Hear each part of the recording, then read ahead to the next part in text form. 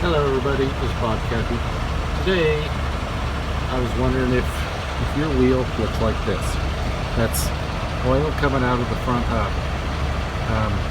Ours had that problem. This obviously is our truck, but I will show you how to change that. Now this right here is the hubcap, and this rubber plug here, you can pull that plug out and check your oil. It's marked oil level.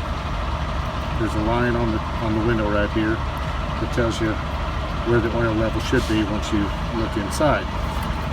I use Mobil Delvac gear oil, a 7590 full synthetic.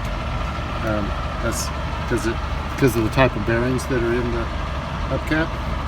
So there are a couple of places that a hubcap could leak. Number one is the plug. When they start getting hard, the oil will just pass right by where it snaps into the window.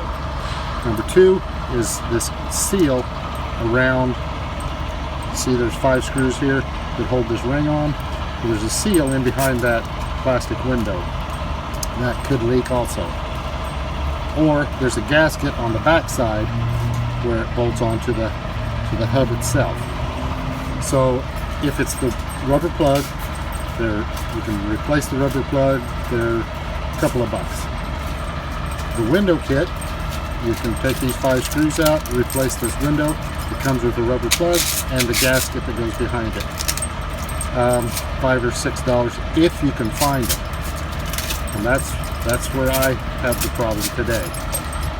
I have a leaky hubcap, and the only way I could get it is to replace the entire hubcap. So PA Petro carries SKF brand. It's different. It doesn't have the ring. Has a different kind of rubber plug. It's shaped differently a little bit. See that? A little bit different, not a lot. Still has a vent hole in the middle. This is a one-piece molded window or hubcap, so you eliminate one leak point possibility. So what I'm going to do today is replace this hubcap with this hubcap, and then fill it back up, and we'll be ready to roll again with hopefully no more leaks. The new hubcap comes with a gasket where it bolts onto the hub, and it also comes with new bolts. This is a little bit thicker than the Stemco brand, so they send a little bit longer bolts with a flat washer rather than a lock washer. So I'll get started with that. So first thing you need to do, this oil is really nasty. It's thick, it smells really bad, so I wear rubber gloves because I just don't like the smell of that oil. You need a rag of some sort to stick down in there, and then these are 5/16 bolts, so I got a 1/2-inch socket, and just zip them out.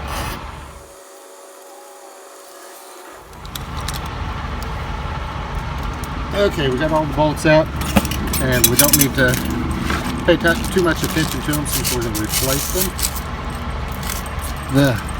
You see the hubcap is still stuck on there. I'm getting my new bolts ready to go on. And there is oil in here, and that's why we put the rag down here to keep from making such a giant mess. And it doesn't hurt to have a couple extras on hand, ready to catch any oil that should spill. Okay, so the first thing I do is I line up the holes in the gasket with the holes in the hubcap. I put 2 bolts in, that way it'll hold the gasket in the right position.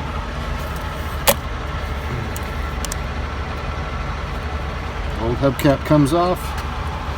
Take a clean rag, wipe the mating surface where the new hubcap's going to go, and stick it on there.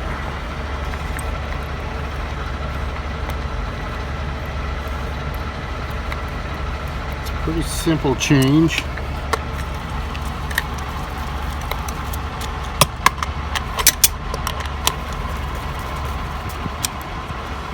And after you get those two snug, install the rest of your bolts. Make sure you didn't pinch the rag up in between the gasket and the hub. And check the bolts one more time, make sure they're all tight. Make sure there's probably a torque spec for them, but I don't have a torque wrench with me.